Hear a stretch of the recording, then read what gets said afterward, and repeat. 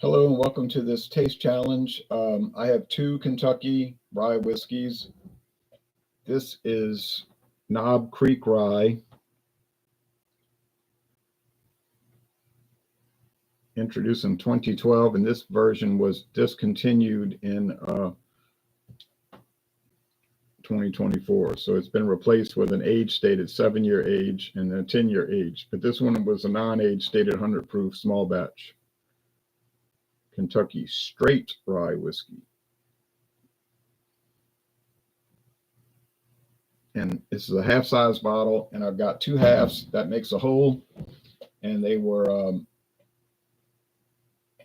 $6.99 per bottle. That's why I bought it. $13.98 for a full-size amount of Knob Creek Rye. Yeah, that's the deal.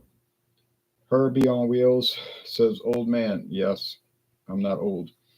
Jude Tevon Fenwick says, hello from Baltimore, Maryland. Hello to you in Baltimore. I've been to Baltimore many times, and I've been to the Orioles Park about 3, maybe 4 games. Okay, very nice place.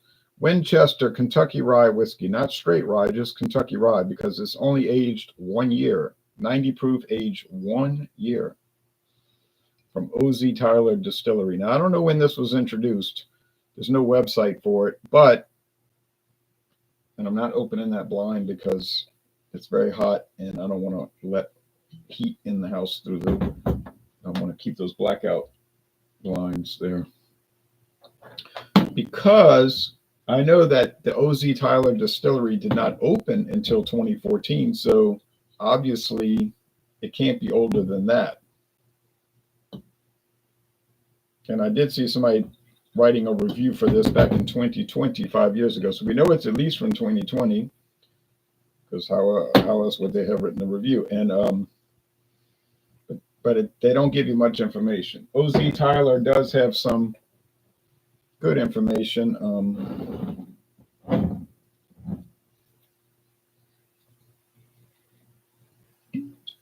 Both of these have neoprene stoppers, synthetic rubber stoppers. I think O.Z. Tyler was the first distiller to try this expedited aging process where they would try to age whiskey under pressure, but only in a few weeks. Because the guy that started was a scientist, and he had this theory that you didn't have to wait that long to age it. You could use this high pressure, like Superman taking charcoal and making a diamond by putting it under extreme pressure. But he died not long after the distillery opened. I don't think he was that old. Something happened to him. And then there was a lot of controversy with that. People were like, that's not the proper way to do whiskey. Who cares if it's scientifically feasible? So then I think they just dropped that whole idea after he was gone. I never hear any talk. I don't think they even talk about that on their website anymore or make mention of it. But I remember when that story came out 11 years ago, it was a big thing. You know, people say, how could they, no, terrible. It was just, just taking a scientific approach, not a, legacy traditional approach. All right, this is a heavy glass bottle, heavy glass. Much heavier than normal whiskey bottle glass. It says on the bottle since 1866. Well, no, definitely not that old. I don't know if they're talking about Winchester or something. I don't know. I don't understand what the label means. I bought that at Total Wine & More. It was $19.99, and they still carry it. I don't know what the price is now. Probably not much more. Okay, so it's very golden, like an amber gold. And this one is copper, and they're both clear as a bell. So aged 1 year and aged at least 4 years. We don't know how long because there's no age statement on it, but we know if it doesn't have an age statement, it has to be at least 4 years old for whiskey. I don't know about other products. 100 proof, age at least 4 years. 90 proof, age only 1 year. Is that going to be easy to tell them apart? Is it going to be easy to tell them apart? I would assume so.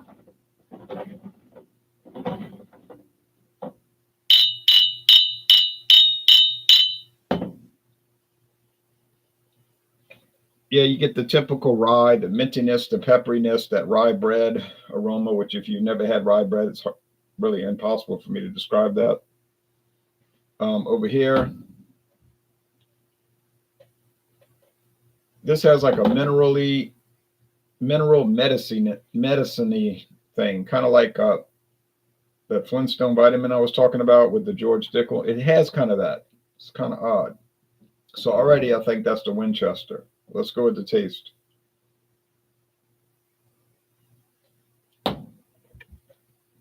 Bold, heavy bodied, or nearly so. Heavy charred oak, mostly dry finish. It's got some corn, sugar, sweetness, rye. They say this is a high corn rye, at least the newer ones, which they probably never changed the mash bill. They're saying on Knob Creek website, high corn. So it might be, 51% rye,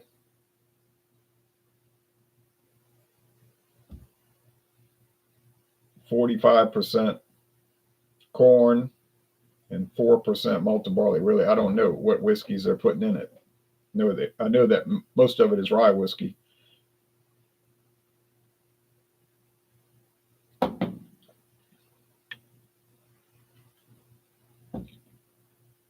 Honey, not so much of the rye spice. No real charred oak. Much lighter bodied. Has that little mineral flavor, but it's good. I like the Winchester. It's good. It's an off-brand, if you want to call it an off-brand, because it's not a major player. I don't ever see it around. Total Wine carries it. Like I said, they carry a lot of off-brands and even private label brands. But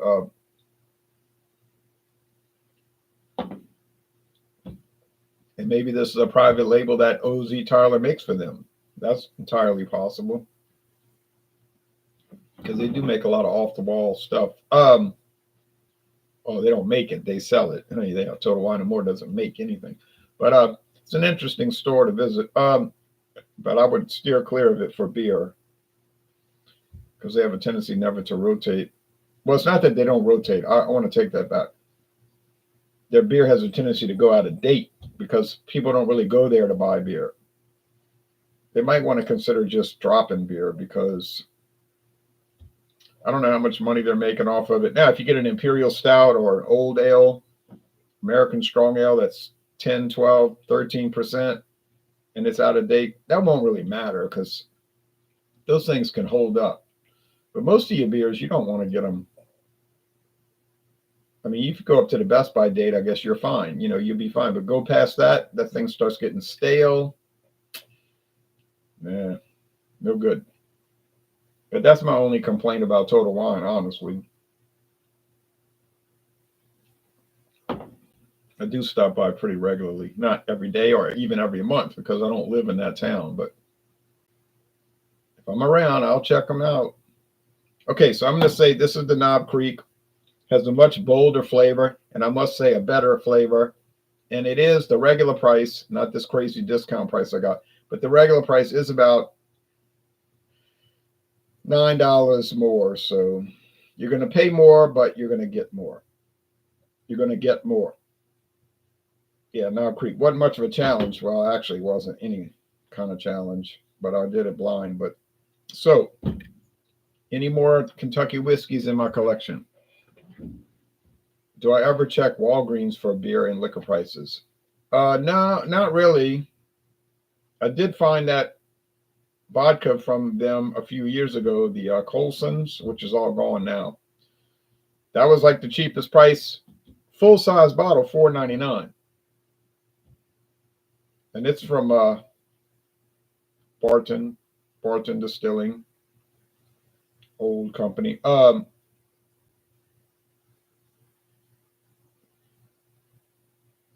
Pretty good vodka, actually, considering the price. It's not anything fantastic, but $4.99. If I was a vodka drinker, I'd go there all the time. Well, I got some problems with Walgreens, so maybe I probably wouldn't go there at all. But they are way cheaper than Albertsons or your local liquor store. Yeah, Albertsons is, woo. got to watch Albertson's sales. You know, Jaime, you gotta look for their sales because otherwise they're very expensive. But they have a good selection of liquor. I have to admit that. Now, and beer too, and wine. I mean, their selection is good. It's just that's high. I never buy anything over there unless it's on sale.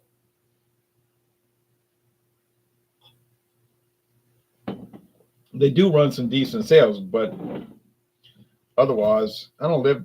There's no Albertsons close to me. The closest Albertsons is over 30 miles away, so it's really not a store I go to anyhow.